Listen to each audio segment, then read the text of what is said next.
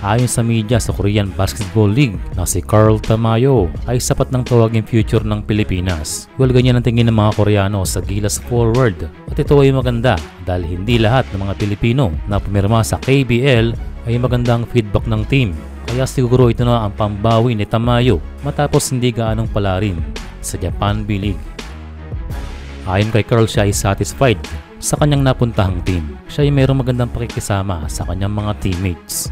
Sa totoo lang ay okay itong LG. Matatandaan na hindi nila sinukuhan si Justin Gutang at sinuportahan pa ng coach hanggang sa maglaro sa minor league ng KBL.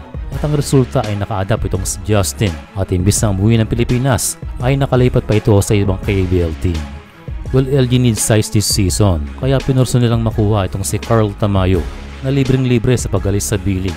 At ngayong nasa KBL na ay chemistry na lang ang kanyang iniisip.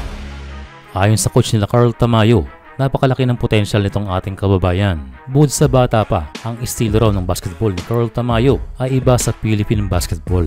Well, kung iisipin ay tama ang LG coach dahil itong si Carl ay hindi usual na fancy player ng Pilipinas. Marami nga nagsasabi na siya ay fundamental player. Kumbaga sa laro ay hindi na pinapahirap. Ang goal niya ay score as easy as possible. At nagagamit din sa laro ang physicality ni Tamayo kaya medyo nahahalin tulad kay RDO.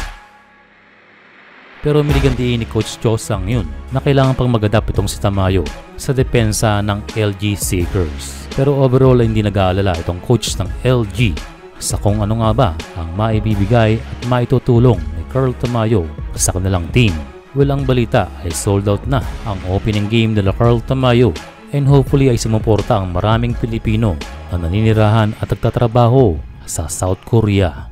Kanina ay nabanggit natin si Justin Gutang. Ito ay naglaro na ng kanyang debut game sa Samsung Thunders.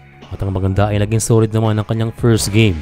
Naglaro ng almost 30 minutes. Nakapagtala ng 11 points, 8 rebounds, 7 assists, isang steal at isang block. Although kailangan niya pang i-workout ang kanyang 3-point shooting, still his number shows na mayroong impact sa Samsung ang dating Benilde player. Playing 30 minutes ay nagpapatunay na isang reliable player na itong si Gutang sa KBL. May ilang pagkakataon na naglaro ito ng uno and a good pass para sa kanilang sentro.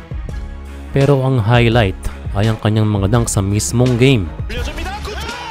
Sa kanyang wala si Renzo Bando sa KBL, malamang itong si Justin ang lalaban sa dunk contest na kung saan ay naging runner-up last season na natalo sa isang world import. Sa ngayon na maganda ang improvement itong ating kababayan. Underrated man itong si Justin Gutang sa mga Pinoy import pero silently ay kanyang pinapakita na hindi mo kailangan maging sikat para magmukhang magaling.